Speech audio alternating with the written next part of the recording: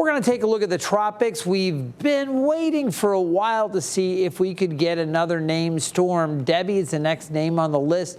Remember, Alberto, Beryl, and Chris all formed in June.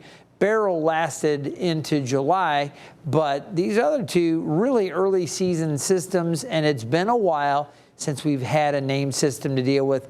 Debbie, the next name on the list. And while we don't have anything off the coast right now, things may change a little bit over the next week or so. The Gulf of Mexico is quiet, the Caribbean quiet as well. The area that's got our interest peaked a little bit right here, we've got a cluster of showers. It's been a dry air mass aloft, so there hasn't been a lot of support for development of showers or storms. This is just an area we'll keep an eye to. It's not really doing much right now. But the Hurricane Center believes as it moves off to the west-northwest, passing just north of the Lesser Antilles, you get up around the Virgin Islands, you could see some development. The more likely area of development, probably just north of Hispaniola or maybe Puerto Rico through the Bahamas. Somewhere in there, this area will be more conducive for potential development. It's more supporting. So we'll see the chances for development from the Hurricane Center about 60%. But there's still a lot of question as to if this will develop, and if it does develop, how much is it going to develop and where is it headed? Some of the models kind of carry it towards the Gulf of Mexico. Others kind of recur it more towards the southeast coast and kind of back off to the northeast. The Euro kind of brings it into this area, but doesn't really strengthen it as much this morning as what we were looking at yesterday with the model run. So this is one of those things we're just going to have to continue to watch the models and keep folks updated with these updates, which we provide all the time online. And of course, when you tune in to 13 News Now.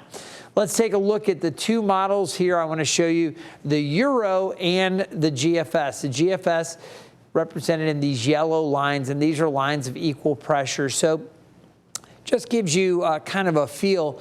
And again, this isn't a true upper air map or a surface map. It just gives you kind of an indication of where we'll see a little bit of development. You see the GFS tries to, by Tuesday afternoon, maybe develop that area of low pressure somewhere in the Gulf. This is not a bombed out hurricane at this point. It's just where that low pressure may develop and intensify. It could get stronger. We'll have to wait and see. It's still a week away, and a lot can change in the coming week. But that's kind of where the position of that low and maybe a tropical system might be if the GFS is correct. If the European is correct, it takes the area of low pressure and kind of takes the moisture and some of the wind associated right in this area. But again, it doesn't really bomb it out. It doesn't get it that powerful.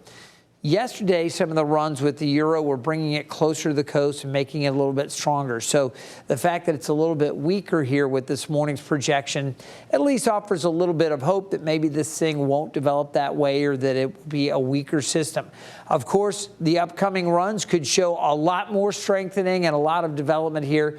So we're going to be watching for that. We're going to continue to monitor and let you know as things evolve over the coming days. For now, the bottom line is beyond this, 3 to say 7 day period where we believe there may be some strengthening in this area, there's a lot of uncertainty. So you definitely want to stay tuned to 13 News Now and check back with us online for more updates as we get closer to the weekend.